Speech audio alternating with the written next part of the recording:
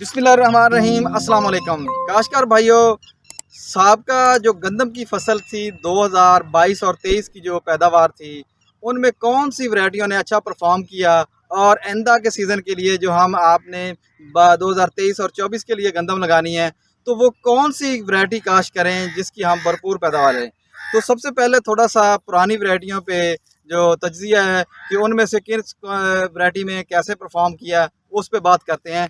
तो सबसे पहले बात करते हैं कि जो दो टॉप पे वैरायटियाँ आई थी, वो जो 2022 और 23 की आपकी पैदावार थी, वो अकबर और दिलकश।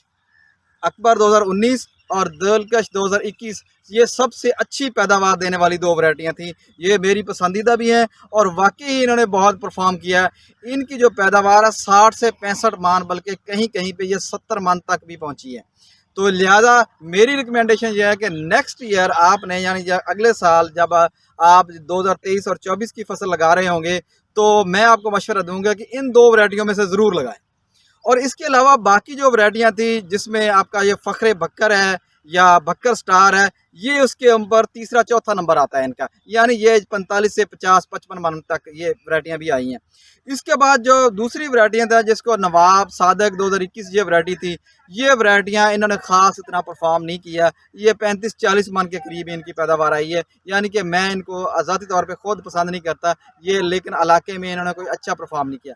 इसके बाद एक वैरायटी का बहुत ज़्यादा शोर शराबा था, ज़िम्मेदार उसको बहुत उसके नाम बहुत चर्चा बहुत था, अरूज।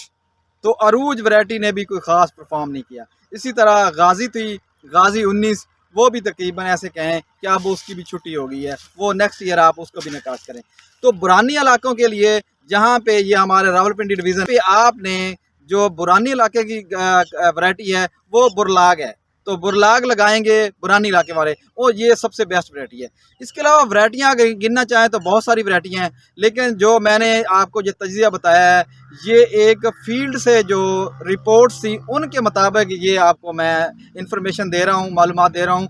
तो ये एक ऑथेंटिक इंफॉर्मेशन है कि ये ज़िम्मेदारों से लिया हुआ डाटा है कि किस ज़िम्मेदार की कितनी कितनी पैदावार रही। तो मैंने ये उस तजिए की रिपोर्ट मैं आपके सामने पेश की है।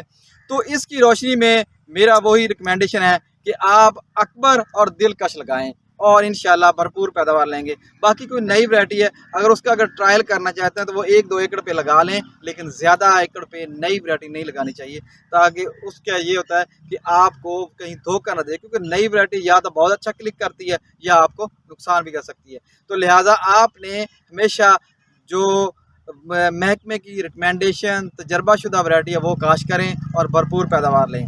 तो आज का मैसेज ज़िम्मेदार भाइयों के लिए इतना ही। मज़ीद रही मालूमात हासिल करने के लिए किसान दोस्त टेक्नोलॉजी यूट्यूब चैनल के साथ जुड़े रहिए और इससे भरपूर फ़ायदा उठाइए, और इस चैनल को शेयर भी करें, लाइक भी करें और सब्सक्राइब कर लें, ताकि आपको हर आने वाली नई मालूमात आपको बर वक्त मिल सके। मैं हूँ आपका अपना ज़राई मार अतीकुर रहमान। अल्लाह हाफिज़।